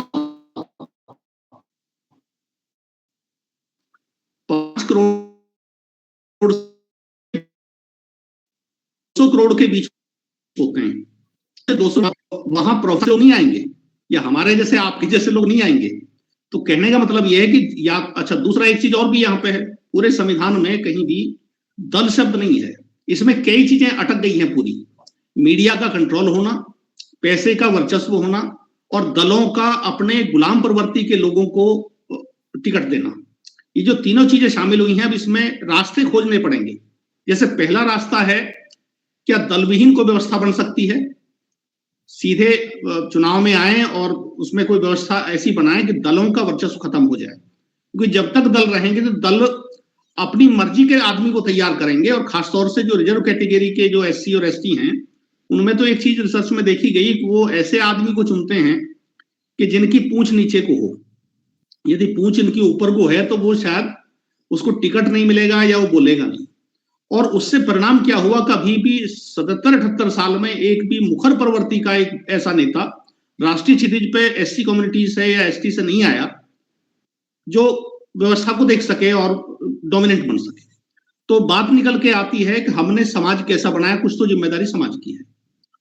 लॉ बहुत अच्छे हैं, कॉन्स्टिट्यूशन बहुत बढ़िया है, लेकिन इंप्लीमेंट तो वही करेंगे जो लोग संसद में बैठेंगे थोड़ी देर के लिए। अब जैसे जुडिशरी में भी आप देखें तो बिना बैकबोन के लोग आएंगे और उनको डर सताएगा, तो वो काम कैसे करेंगे। ऐसे ही पार्लियामेंट में आप अपने हित साधते रहेंगे तो आप काम कैसे करेंगे। दूसरा एक और भी है कि जो एक होता है इंडिविजुअल माइंड, एक होता है किसी भी नेशन का कलेक्टिव माइंड। कलेक्टिव माइंड के माने जैसे संसद में बड़े इंटेलेक्चुअल्स, प्रोफेसर्स और बड़े राइटर, थिंकर, इस तरह के लोग आए तो चीजें बनेंगी। वहां एक बेईमानी और हुई है, जो MP को जो पैसा देते हैं 5 करोड़ जो साल का है, सांसदों को पैसा नहीं देना चाहिए, ये गलत परिपाटी है और इससे जो है गलत ट्रैक पे सिस्टम चला गया। सांसदों का काम सोचना, चीजें तय करना, नीति बनाना, रिसर्च करना, पढ़ना, लिखना, इस तरह की सुविधाएं उनको दी जाएं। पैसे का काम तो दूसरी व्यवस्था में रखा जाए।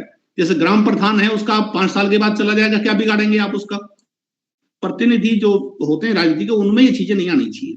तो कुल मिला के बात ये आती है कि हम जनता भी जिम्मेदार है, हम अच्छे लोगों को नहीं दे पा रहे, दल भी जिम्मेदार हैं, पैसे का वर्चस्व भी जिम्मेदार है, मीडिया की भी मक्कारी जिम्मेदार है। मीडिया क्या करती है, जो ऐसा नहीं कि इस मुल्क में बहुत अच्छे लोग प्रयास नहीं कर रहे होंगे, लेकिन मीडिया आपको दिखाएगा नहीं, और जब मीडिया दिखाएगा नहीं तो पब्लिक में बात आएगी नहीं, फला आदमी भी इस तरह का है, वो बात भी बाहर हो जाएगी। तो कुल मिला के हम समाज भी अपनी जिम्मेदारी को समझे और जो समाज के सरकार की तरफ जो समाज में से लोग निकलते हैं वो भी जिम्मेदारी को समझें। अब जैसे पूरे एक चीज मैं कह के अपनी बात खत्म करूंगा, पूरे इस भाजपा की व्यवस्था में इतना हिंदू मुसलमान और नफरत की चीजें हो रही हैं, लेकिन एक भी सांसद बीजेपी में शायद ऐसा नहीं अभी तक निकल के आया जो खड़ा होकर कहे कि ये गलत है, मैं इसका विरोध करता हूं। एक बात। दूसरी बात, जो दूसरे दल भी हैं उनमें भी हम संविधान को थोड़ी देर के लिए अलग रख दें, एक बिल्कुल लेमैन की तरह बात करें, उनमें भी कोई ऐसा निकल के नहीं आया। वो इतनी बात तो करते हैं जहां उनका लाभ अपने लाभ के दायरे तक, लेकिन ऐसा आज तक नहीं हुआ कि इतना अन्याय हो गया है, सारे दल इकट्ठा हो और वो सारे बैठे हैं और वो कहें भाई इस पे कुछ आज चर्चा करो, कुछ होना चाहिए कि हम बहिष्कार करते हैं संसद का, आज इस्तीफा देके चले जाएंगे। ये नफरत की बात हम स्वीकार नहीं करेंगे। वहां भी कहीं कहीं ऐसा लगता है कुछ किसी लेवल तक, कोई किसी लेवल तक एडमिट करता है, कोई किसी लेवल तक एडमिट करता है। क्योंकि जैसे RSS के आसपास बहुत पुराना इतिहास आप देखें, जनता पार्टी से लेके आज तक सभी उस दायरे के आसपास घूम जाते हैं अपने मतलब के लिए, कहीं ना कहीं सब मिलते जुलते, और उनकी फिर जैसे अभी इस पे गड़बड़ कहाँ हुई उसको भी जरा देखें। गड़बड़ जो सारी हुई है, जैसे आपने शिक्षा को करीब करीब बेच लिया, को करीब करीब बेच लिया, तो वो जो सारा खेल है, पूरा जो समाज है उसका सारा चित्त, उसका ध्यान, उसका मनन सब खत्म हो गया। हर आदमी इस दौड़ में है 4 रुपए कहीं से आ जाए, बच्चे की पढ़ाई, उसकी दवाई, उसका ये उसको लग जाए। ठीक है कसाना जी, मैं डॉक्टर बेलाराम जी भारतीय ट्राइबल पार्टी के अध्यक्ष हैं और पार्टी उठी के दायरे में हम बात कर रहे हैं कि लोकतंत्र का कितना अस्तित्व है, संविधान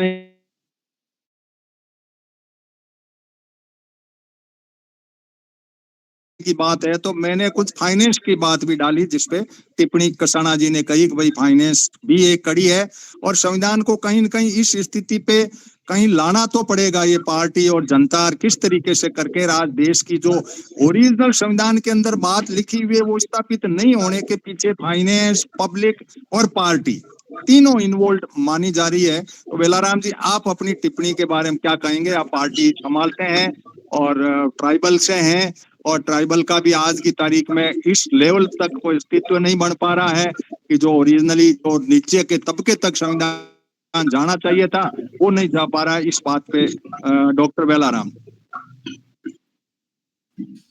हाँ, धन्यवाद चौधरी जी। आवाज आ रही है? हाँ, आ रही है सर, आप बोलिए।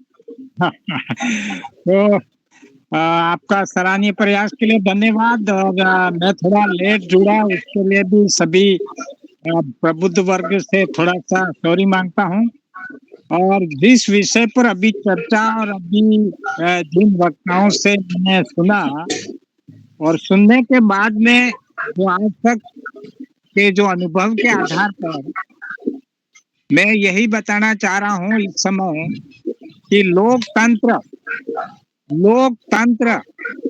लोक और तंत्र, इस समय लोक पर तंत्र हावी है, लोक पर तंत्र हावी है और तंत्र पर भ्रष्ट लोग हावी हैं और भ्रष्ट लोगों का कंट्रोल राजनीतिक पार्टियों के धनाढ्य लोगों के हाथ में है। ऐसी स्थिति में जो देश में, भारत देश में जितने भी संसाधन है प्राकृतिक, तो जो संसद में बैठे हुए लोग हैं वो सब के सब प्राकृतिक संसाधनों पर कब्जा कर भोगवादी दिशा के अंदर जाने की मानसिकता के तहत लूट का निर्णय संसद में किया जा रहा है। और मेरा अपना अनुभव है कि जो पब्लिक, संविधान और नेताओं के बीच में, तो अब सवाल यह है कि लोग देश के अंतिम व्यक्ति के कंधे पर ये सब बैठ चुके हैं। सवाल यह है कि ये अंतिम व्यक्ति को किस तरह से खड़ा होना है और खड़े होने के लिए आप और हम जैसे बुद्धिजीवी लोगों को किस दिशा में रणनीति तय करनी चाहिए। चिंता ऊपर हम ये चोर है, पार्टी ये बीजेपी खराब है, कांग्रेस खराब है, फलाना टिकड़ा, ये हम कह रहे हैं, जनता कह रही है, लेकिन जनता उसी को वोट दे रही है और उसी को वोट दे के वो सक्रिय हो रहे हैं। तब जनता को क्या करना है, इस बारे में हम जैसे और आप जैसे बुद्धिजीवियों को हमको किसी फैसले पर जाना होगा। अभी हमारे मेरे से पूर्व ढोकले साहब, क्या नाम बताया था अभी साहब का? ये थे वकील साहब, थे कसाना जी हैं, सुप्रीम कोर्ट के भारतीय किसान पार्टी के अध्यक्ष हैं ये जी। कसाना जी ने जो मुद्दा रखा और मैं जो अनुभव कर रहा हूं, मैं कई बार चुनाव लड़ा तो मुझे ये कहा गया इस क्षेत्र में, मैं जिंदगी भर एक गरीब परिवार से निकला जिसके घर में खाना नहीं मिलता था एक टाइम, और उसके पास मेरे पास पैसा नहीं, लेकिन लोगों की आवाज बुलंद करने के लिए मैं बाहर आया, राजनीति में आया, चुनाव लड़ा, निर्दलीय कई बार खड़ा हुआ, लेकिन मेरे पास सवाल ये आया कि आपके पास क्या पैसा है खिलाने के लिए, क्या दारू पिलाओगे? लेकिन आज तक मैंने ना दारू पिलाया ना पैसे दिए और मैं कोई पार्टी ज्वाइन नहीं की और अभी भी मैं जीत नहीं पाया। कोई बात नहीं, जीत नहीं पाया, लेकिन आज जो मेरी अपना तपस्या थी उससे भारतीय ट्राइबल पार्टी का राजस्थान का प्रदेश अध्यक्ष बनने के बाद में सीधे ही 2 एमएलए मेरे जीते 1 साल के अंदर, क्योंकि मैंने पब्लिक को खड़ा किया, पब्लिक को पैसा और दारू से बाहर रखकर आइडियोलॉजी के अंदर मैंने तैयार किया, तो 2 एमएलए मेरे नेतृत्व में स्टार्ट में जीते। आज हम विचार की पार्टी के 4 एमएलए और 1 एमपी दिल्ली में राजकुमार रोत बैठा हुआ है। तो मैं इस अनुभव के आधार पर यह कहना चाहता हूं कि जो लोग है उस लोग के बीच में वो लोग खड़ा हो, उसको कैसे समझ पैदा हो, इस दिशा में हमको प्रयास करना पड़ेगा।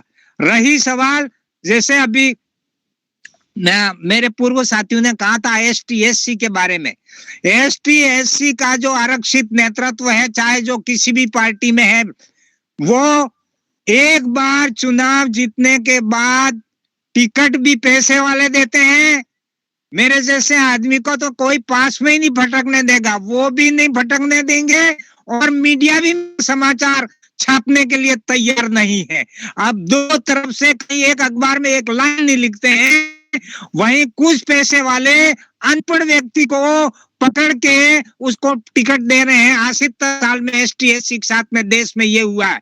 और जब अगर वो जीत जाता है तो उसके जेब में नहीं बोलने का सर्टिफिकेट दे देते हैं और 5 साल तक ST/SC का MP MLA वो सर्टिफिकेट में जेब में रख करके निकाल देता है और वो वही बोलता है जो जिताने वाला पर्ची देता है। इसके अलावा कोई बोलने वाला उसकी हिम्मत ही नहीं है बोल सके। इसी रास्ते को खत्म करने के लिए भारतीय ट्राइबल पार्टी ने एक नया रास्ता निकाला और आज हमारे लोग विधानसभा और संसद में मुखर होके गत 70 साल में बीजेपी कांग्रेस ने जो मुद्दे नहीं उठाए थे, आज हमारे देश के अंदर ये मुद्दे उठ रहे हैं। समाधान कितना होगा क्या होगा, लेकिन मुद्दे उठ रहे हैं। लेकिन मुद्दे उठते ही उसको खत्म करने की दूसरी तरफ से साजिश चली हुई है, जिसमें अगर बीजेपी इसको खत्म करने की साजिश करती है तो कांग्रेस बोलती ही नहीं है।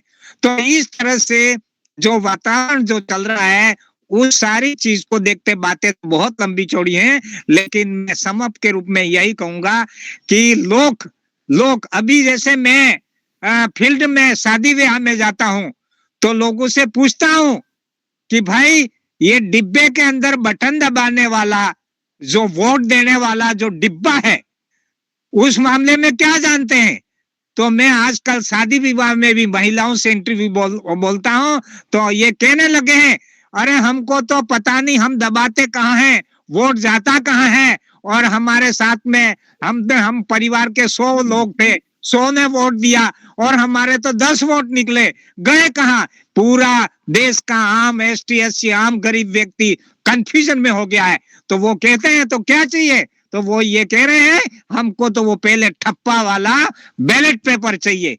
तो इस समय देश में इस सारी चीज के ठीक है समाधान के लिए बैलेट पेपर की तरफ जाना डॉक्टर साहब, मैं पड़ेगा। आपकी इस बात पर कसाना जी से टिप्पणी ले लूं, फिर मैं डॉक्टर सुवालाल जी हैं जो मिजोरम से जुड़े हैं, राजनीति शास्त्र के प्रोफेसर हैं, उसको जो बेलाराम जी ने बात उठाई संसाधनों की लूट, संसद बैठ के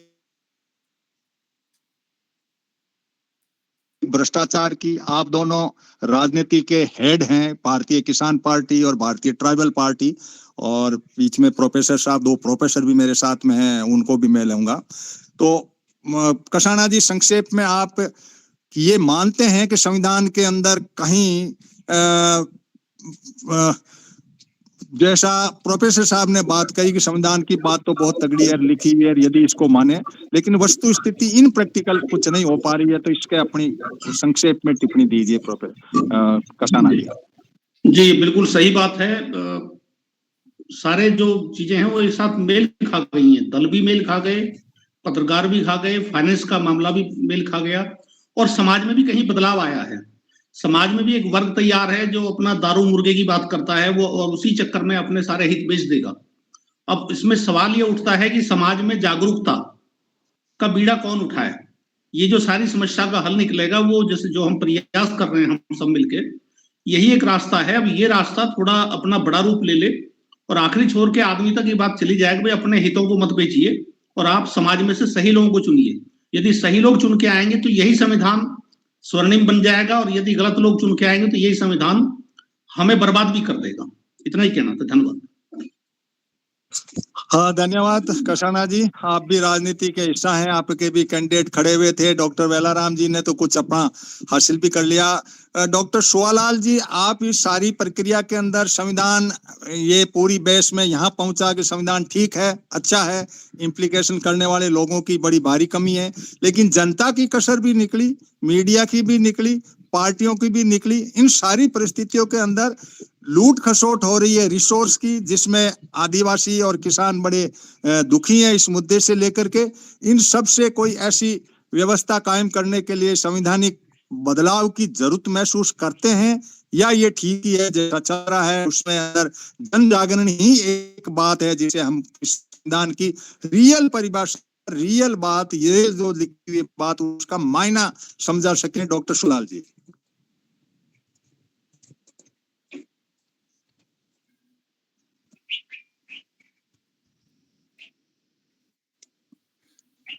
सोलाल जी, आप मुझे सुन पा रहे हैं? मिजोरम काफी दूर भी है, टाइम भी लगता होगा।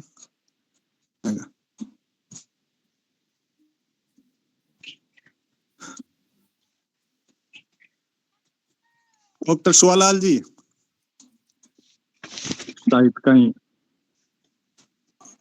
हाँ अब किसी का कोई, देखो टाइम बहुत कम, 7-8 मिनट बच रहे हैं। हम टाइम बाउंड प्रोग्राम और रिकॉर्डेड सिस्टम से बात करते हैं, समय का बड़ा सदुपयोग करने के तहत। किसी के कोई पिन पॉइंटेड सवाल बनते हो तो प्रोफेसर साहब से, कसाना जी से कोई बात आपके दिल में आई हो और सुवालाल जी जुड़ जाते हैं तो उनको उनकी टिप्पणी भी बीच में रहते हुए ले लेंगे। कोई बात आपके दिमाग में कोई बात आई हो, हाँ रूपचंद जी अपनी बात को पूछ लें।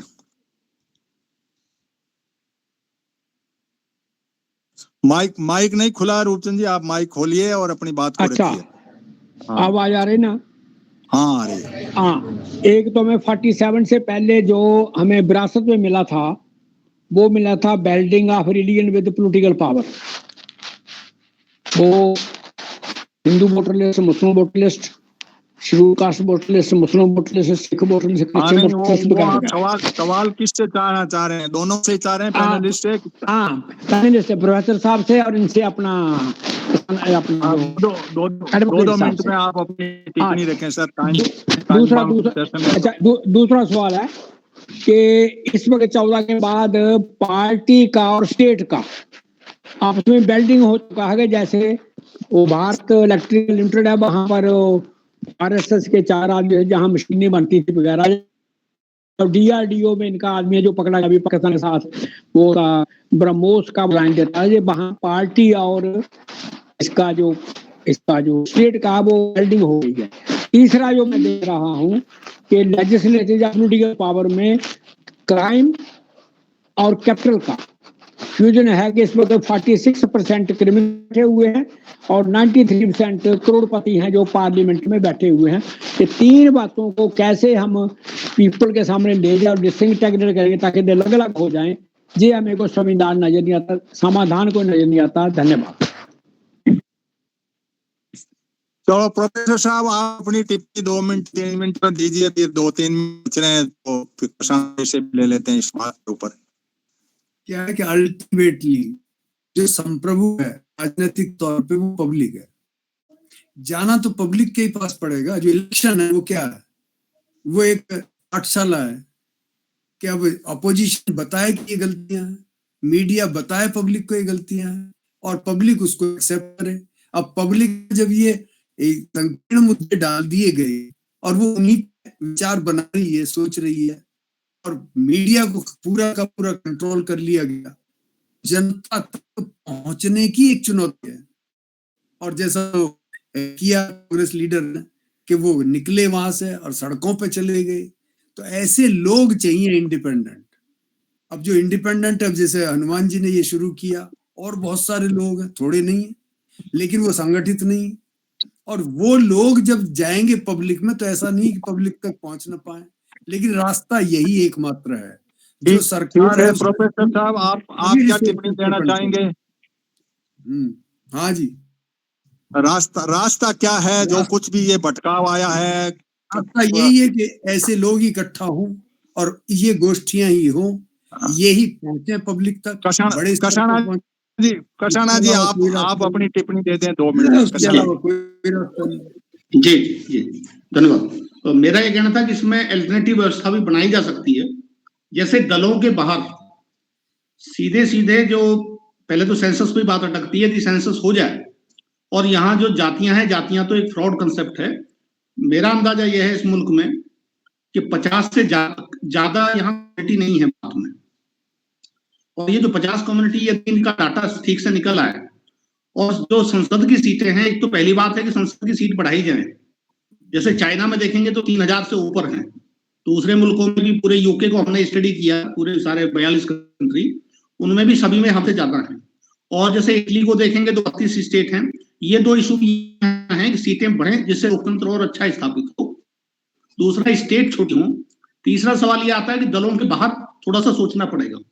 जैसे कोई कम्युनिटी मान लिया 2% है और संसद में सीट उसकी मान लिया 12 बैठती है, तो 12 सीट उसकी फिक्स कर दी जाए और 12 सीट का जिम्मा उस कमेटी को दे दी जाए, भाई 12 आदमी चुन के लाओ, तो ये सारे दल ध्वस्त हो जाए, आरएसएस भी ध्वस्त हो जाए, कांग्रेस भी ध्वस्त हो जाए, सबका खेल खत्म और सीधा जनता को, जो कम्युनिटी है, कम्युनिटी को पावर आ जाए कि मेरे 12 संसद चुने जाने हैं, उसमें खर्चा भी बचेगा।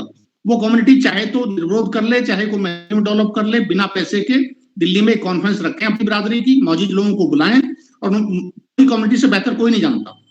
अभी भी इनडायरेक्टली हम देखते हैं तो कम्युनिटी चुनाव करती है सीधे, दल का भी असर है और कम्युनिटी का भी, दोनों कॉम्बिनेशन के साथ चलती है। तो ये नहीं कसाना साहब आपकी बात आ गई। मैं जैसे बता दूं आपको अंत में कि मैं पिछले 10 साल में जब चुनाव लड़ने के बाद में मेंबर ऑफ पार्लियामेंट का चुनाव लड़के जमानत करा के, वेलाराम जी भी हमारे साथ थे इधर से और मैं नागौर से था, चुनाव लड़ने के बाद में मैंने जो अपने हिसाब से सोचा, शेडो कैबिनेट के तौर पे मुझे बड़ा आनंद है। हर महीने की 22 तारीख को मैं संसद के रूप में बैठता हूँ, कितने लोग जुड़ते हैं वो जुड़ते हैं, लेकिन मैं बात को रखता हूँ। हर संडे को अपन बैठ के और 1.5 घंटे 100 मिनट की चर्चा करते हैं। छाया मंत्रिमंडल बनाने में मुझे 8 साल से कोई मंत्री नहीं मिला, कोई मिनिस्टर नहीं मिला। इन बातों को मैं कहता रहा। पब्लिक माइंडसेट अपने आप में पार्टी की तरफ प्राइवेट ज्यादा है। उनको पता नहीं वहां कोई लाल बत्ती की गाड़ी मिलती है, यहाँ मिलती है, मेरे यहाँ तो मिलती नहीं। मैंने कहा यार अपन गवर्नमेंट बना लेते हैं, उधर मोदी जी है, अपने इधर खड़े हो लेते हैं, 1:5 में खड़े हो जाते हैं। कसाना जी को मैंने ये पार्टी, वो रामवीर सिंह श्रेष्ठ भी लग रहा है, आप भी लग रहे हो, सारे लोग लग रहे हैं जन संसद के नाम से, और सारी कुछ बातें आ रही है, लेकिन जन संसद बन नहीं पा रही है। क्या पता राजनीति का क्या चस्का है, किस तरीके से है कि संसद में ही सारे रोग खत्म हो जाएंगे। अवेयरनेस एक बहुत बड़ा मुद्दा है, और पहल में हम संसद खड़ी करते हैं। इतने देशों में शेडो कैबिनेट चल रही है, तो मैंने जो शेडो कैबिनेट चलाई, मैं उसमें सिर्फ एक भूमिका इतनी निभा रहा हूं कि कोई लोग जुड़े और एक मंच पे आए और महीने में एक बार हमारी संसद बैठ जाए। महीने में एक बार हम पूरे संसद के जो क्रियाकलाप हुए 30 दिन के, उन पे ऊपर अपना डिस्कशन करें और उस बात को रखें, तो शायद हो सकता है कि कुछ एक नई बात खड़ी हो जाए। हाँ राम प्रसाद जी, अब 1 मिनट बच रहा, आप अपनी कोई बात कहना चाहे तो आप अपनी रख दें। सर मैं तो आप सबसे ये निवेदन करना चाहता आपका नेटवर्क बहुत कमजोर है, बात नहीं आ पा रही। इस देश के आजादी के समय जो भी संविधान बना, वो दिखने में तो साफ नीयत साफ नहीं थी इन लोगों की जिन्होंने संविधान को लागू किया। आ रही आवाज मेरी? हेलो? हाँ कभी कभी आ रही, टूट टूट के। हाँ, मेरा कहने का इतना ही मतलब है कि हाँ ठीक है सर, अब टाइम हमारा ओवर हो रहा है। हाँ तो संविधान लागू करने वाले समय की नीयत सीमा में हम पूरे बंधे हुए रहते हैं। हाँ बात आ गई आपकी राम प्रसाद जी, कोई विशेष बात अपने आप में हो किसी की, आधा मिनट में तो कर दें, क्योंकि हम 1-2 पे कवर करते हैं, 2-3 मिनट और प्लस माइनस करते हैं, रिकॉर्डेड सेशन रखते हैं, लोगों तक बात है। हाँ वीरेश जी, अपने 1 मिनट में बात को सम अप करो। कसाना जी, जब वर्षिप एक्ट 91 बना हुआ है, तो क्यों नहीं हमारे जो वकील लोग हैं वो संसद में ना, उसमें सुप्रीम कोर्ट में इसके खिलाफ जाते और उसमें कार्रवाई करवाते इसके खिलाफ। ये जो रोजाना ये कर रहे हैं, ड्रामे हो रहे हैं, कम्युनल ड्रामे, तो इसके खिलाफ चल रहा है ना, ये तो सुनवाई चल रही है, फैसला क्या होगा बाद की बात है। ये तो सुनवाई सुप्रीम कोर्ट में चल रही है अभी, जो भी फैसला होगा। अब ये देखो, दुनिया जनता जो है ना अपने तरीके से सोचती है, कुछ शातिर लोग जो है मीडिया और ये लोगों का एक कोकस बन गया यार, इसके अंदर हमें बहुत कुछ सोचना पड़ेगा, बहुत अलग। अच्छा कानून ऐसे बन गए कि हम उस बात को कर नहीं सकते। बेलाराम जी कुछ आप कहना चाह रहे हैं, आधा मिनट में कहते हैं अपनी बात को। नहीं बस अभी चलो ठीक है, आपके सबके पधारने के लिए बहुत बहुत धन्यवाद। अगले संडे फिर किसी विशेष टॉपिक पर, शेडो कैबिनेट माइंडसेट से कि संसद क्या कर रही है, आम जन का क्या है, उन्हीं सब चिंतन को लेकर के 11:22 पे हर रविवार को और हर महीने की 22 तारीख को कहीं न कहीं आपके बीच में हम अपनी बात को रखते आएंगे। आप सभी के पधारने का धन्यवाद। Thank you to all of you. अच्छा जी, थैंक्स, धन्यवाद सर। नाइस डिबेट, बहुत अच्छी डिबेट रही आज की। very fruitful.